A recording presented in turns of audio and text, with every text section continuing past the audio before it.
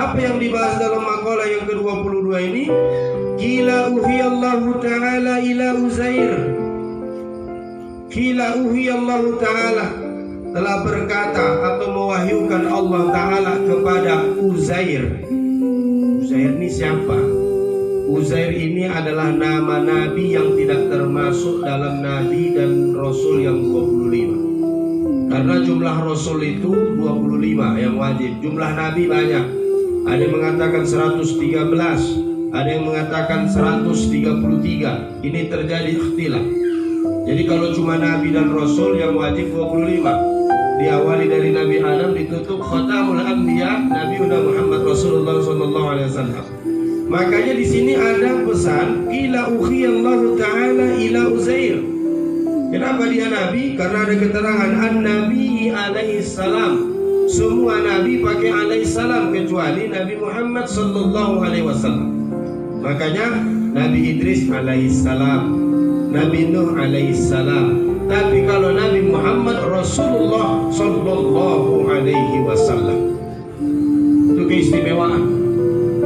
Nah, jadi Uzair ini disebutkan faqala ya Uzair iza anazabat zunuban saghiran fala tanzuru ila saghiran.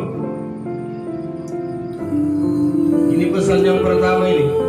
Dalam makna, ya Uzair, apabila Anda berbuat suatu dosa kecil, maka janganlah Anda melihat kecilnya itu dosa, namun lihatlah kepada siapa Anda berbuat dosa. Ini pesan yang pertama.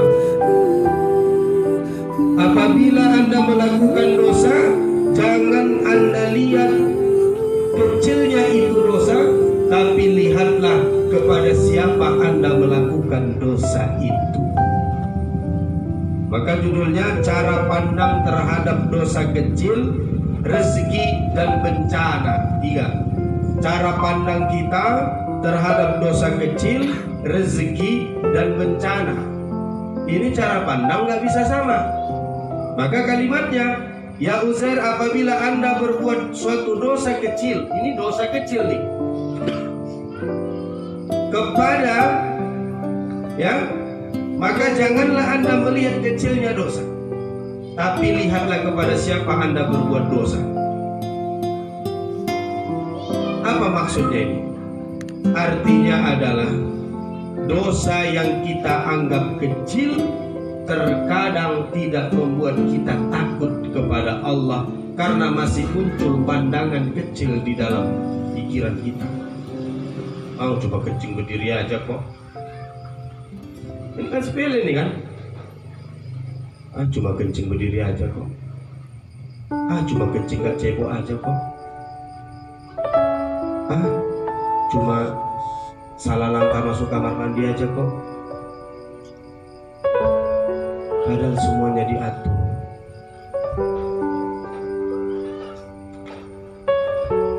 Kita cuma 1000 aja kok utangku. Kadang kita sepele pada hal-hal yang kecil. Kalau yang 1000 itu menjadi utang bagi orang yang punya duitnya banyak, mungkin bagi dia nggak begitu masalah. Tetapi kalau yang 1000 itu menjadi utang bagi orang yang sangat luar biasa, nilai 1000 itu bagi dirinya, maka itulah yang menjadi masalah. Maka jangan kau lihat dosa kecil atau besar, tapi kau lihat kepada siapa kau berbuat dosa itu.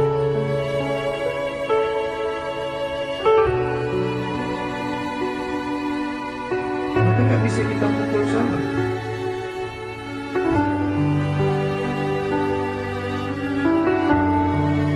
Mana bisa kita pukul sama? Ada orang kalau undangan ringan dia membuatnya limbul misalnya, ringan dia. Mungkin bagi dia itu, bagi kalkulator itu, hitungan perekonomian dia itu, aku ngasih limbul nggak begitu berat bagiku. Tapi kalau ada orang undangan dibuatnya mungkin 25 sama-sama rantang, sama-sama ditonjok dia. Yang limpul ini tak boleh menyalahkan yang 25 ini. Kenapa? Karena mungkin bagi dia 25 itu besar dan dia sudah kalau hitung-hitungan ini.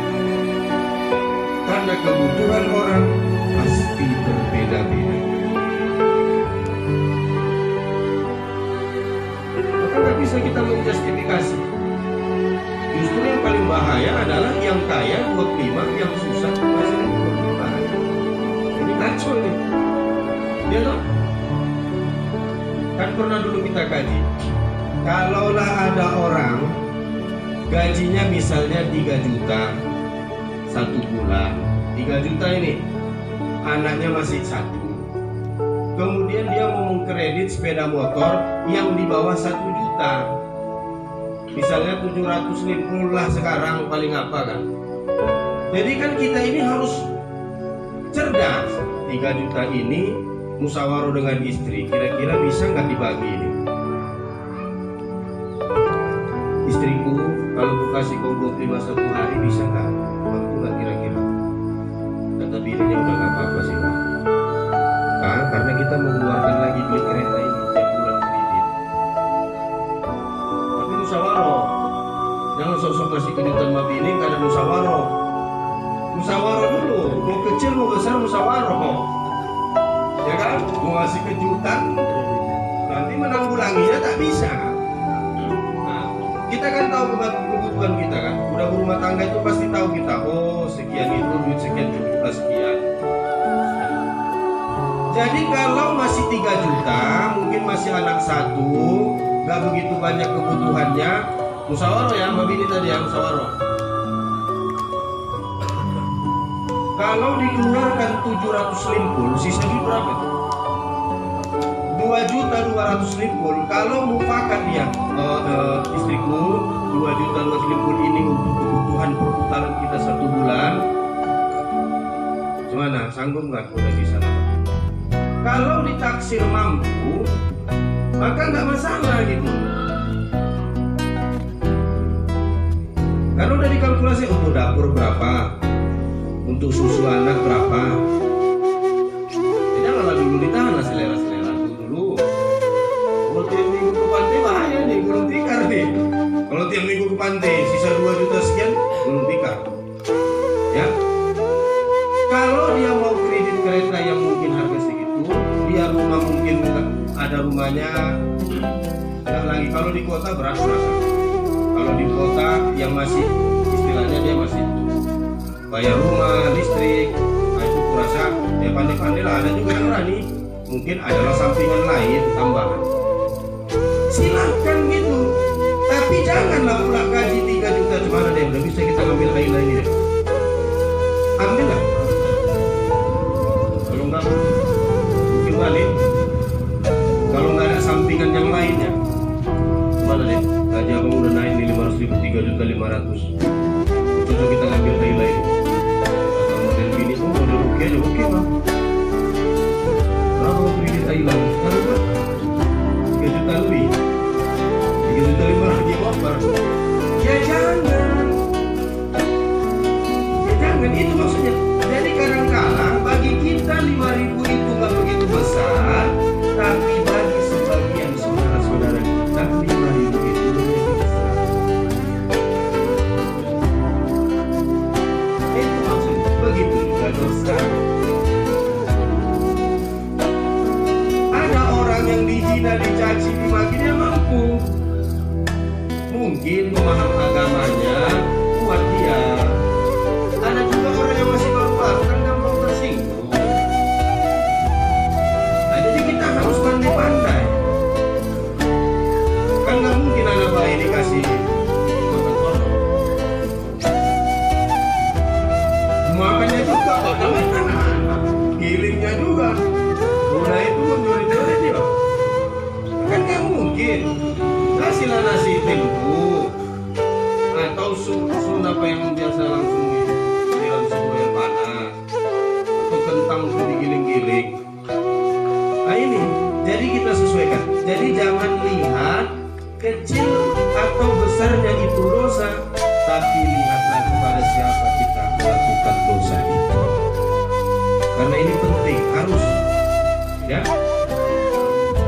Itu yang pertama. Nah, kesimpulan dari kajian yang pertama ini, mau kecil mau besar, dosa itu tidak boleh dianggap sepele. Gak ada yang dari besar baru jadi kecil. Hampir dalam hitungan ilmu pasti, biasanya semua itu berawal dari yang kecil lalu menjadi besar. Bisa kan kecil dulu baru besar, mungkin besar dulu baru kecil. Kecil dulu baru besar, baru besar baru kecil.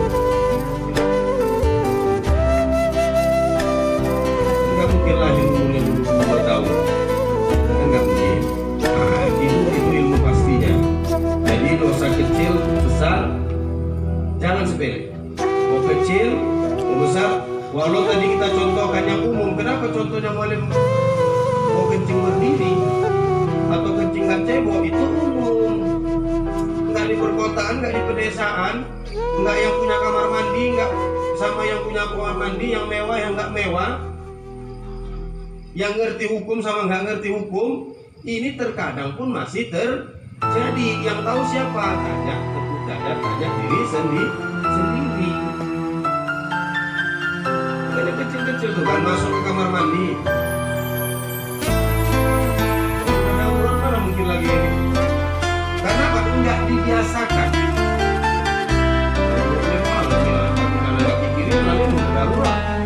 Jadi ujungnya kemana? Oh, karena kita enggak biasa.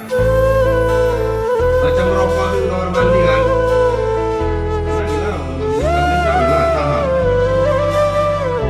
Yang masih merokok di kamar mandi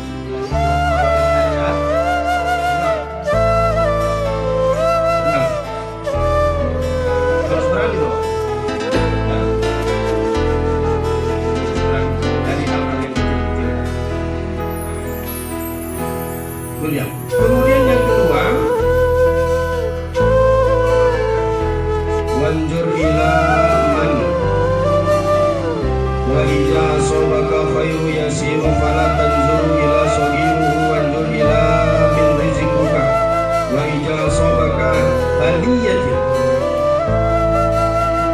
fala taskuri ila khalqi. Ini masalahnya. Di sini sebutnya, apabila Anda mendapat sedikit kebaikan, janganlah Anda melihat kecilnya kebaikan itu, namun lihatlah siapa yang menganugerahkannya kepada Anda tentang kebaikan itu. Jadi kalau kita dapat kebaikan, jangan kita tengok kecilnya kebaikan itu, tapi kita sadari siapa yang memberikan anugerah kebaikan itu.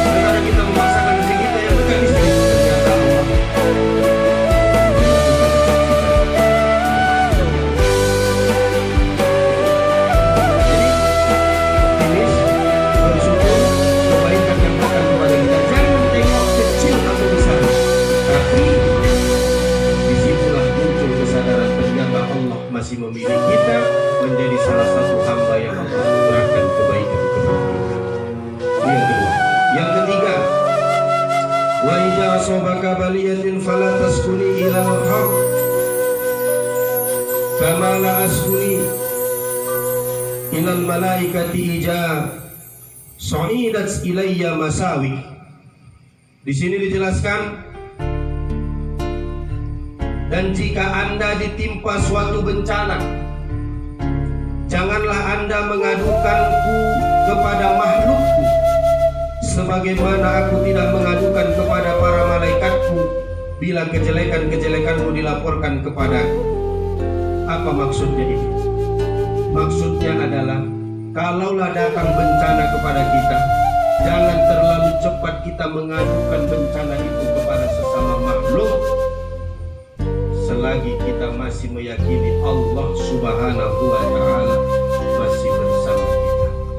Karena bisa saja bencana itu adalah merupakan ujian untuk naik kelas kepada kita. Yakinlah, bisa saja ujian itu menjadikan sebuah asbab untuk bisa kita dekat dengan Allah. Aku aja pun yang dicoba, padahal aku udah sholatnya, udah ininya awal juga. Orang lain gak sholat, tengoklah itu Tuhan, cari di barang haram, senang hidupnya gini-gini. Kadang-kadang masih ada cara-cara pandang kita yang seperti itu. Oh, dia itu boleh gak pernah sholatnya, ininya maksiatnya, tengok tuh mobilnya ada, ininya ada. Jangan kita bersuuzon. Kita belum tahu dia itu bahagia atau enggak batin. Belum tahu kita.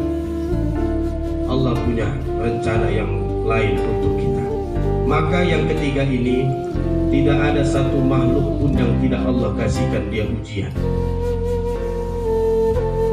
Hasiban nas, bahkan kalimat yang hasiban nas ayusraku ayat lahum lain. Bahkan orang yang beriman itu tidak boleh dia mengatakan segampang itu, ya Allah, aku telah beriman kepadamu ya Allah. Lahum lain tanun, sebelum dia diberi terlebih dahulu. Ibarat kita sekolah, kenapa ada ujian? Kalau dulu 1 bulan, 1 tahun 3 kali bisa ujian. Kalau semester berarti 2 kali dalam setahun. Tapi sekarang 1 bulan itu sudah nggak dipakai, kebanyakan sudah semester. Apa pernah ujian itu diamal? Hampir semuanya tidak. Tentu orang yang ujian itu dia mau naik kelas. Kan nggak mungkin ujuk-ujuk datang anaknya mau dinaikkan ke kelas sekian, sementara sekolah enggak, ujian enggak. Dan enggak ujuk-ujuk kita minta kepada Allah, berikanlah segalanya ya Allah. Kita belum diuji. Makanya bencana, apa yang datang, musibah itu ujian. Bisa saja dengan ujian itu orang menjadi dekat dengan Allah. Bisa saja dengan ujian, dengan sakit misalnya, dia bisa introspeksi diri, muhasabah diri, hingga pada akhirnya dia kembali ke jalan Allah. Bisa saja anak-anak yang suka ngebut-ngebut tiba-tiba nabrak lembu, akhirnya dia gak mau ngebut-ngebut lagi setelah sembuh dari tabrakan. Itu ujian, ada hikmahnya.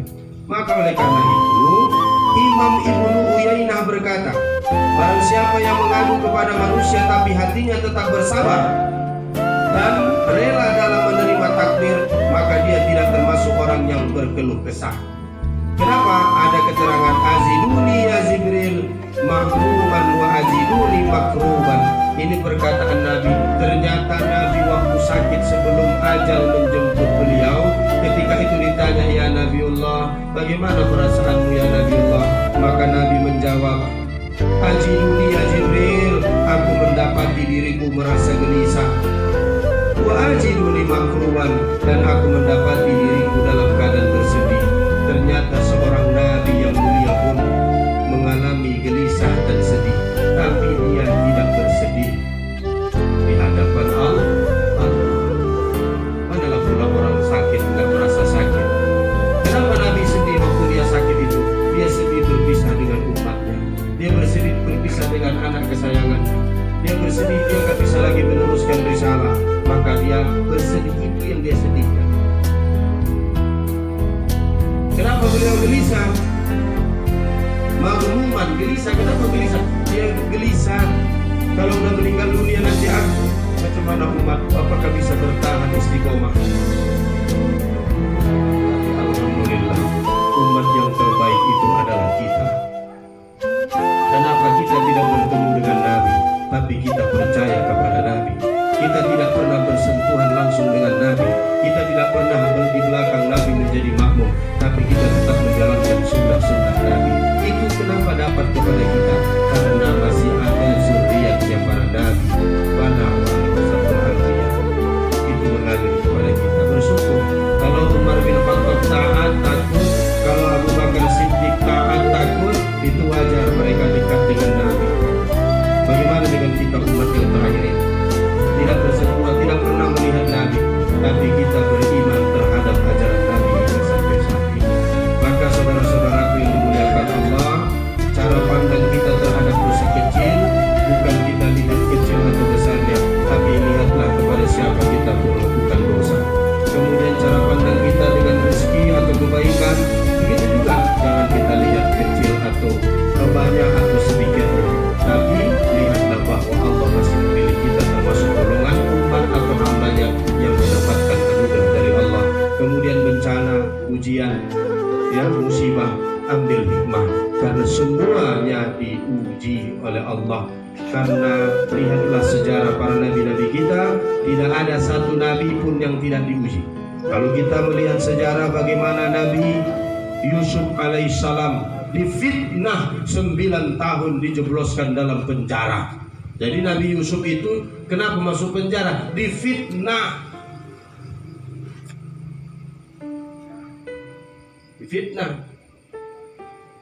Kalau masalah umat ini, payah kalilah diajak pada kebaikan, payah kalilah diajak pada kebaikan, payah kalilah diajak untuk meramaikan masjid. Nabi Nuh alaihissalam sudah merasakannya. Menanam pohon 800 tahun, sampai pohon itu dijadikan bahtera kapal yang besar. Istri dan anak pun tak beriman.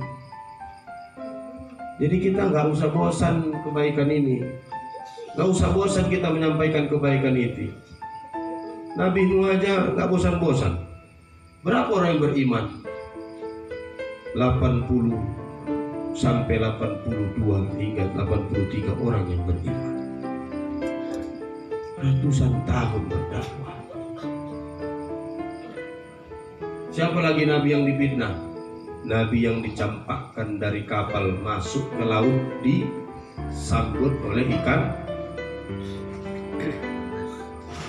Nabi yang Nabi Yunus difitnah mencuri emas. Yang mencuri emas itu dimasukkan dalam kantong bawaannya Nabi Yunus. Akhirnya dicampakkan dia, hidup dia. Nabi Ibrahim yang dihadapinya adalah ayahnya sendiri, ahli ukir berhala. Nabi Musa yang dihadapinya adalah Fir'aun yang mengakid Tuhan. Semuanya diuji, tak ada yang tak diuji. Ya, apalagi kita manusia biasa yang doib ini. Maka oleh karena itu, kuatkan hati, istiqomahkan niat, insya Allah. Kalau hari ini kita dipertemukan dalam kebaikan, yakin dan percaya suatu saat nanti ketika kita kembali ke hadirat Allah, maka kita akan dipertemukan kembali oleh Allah. Yakin.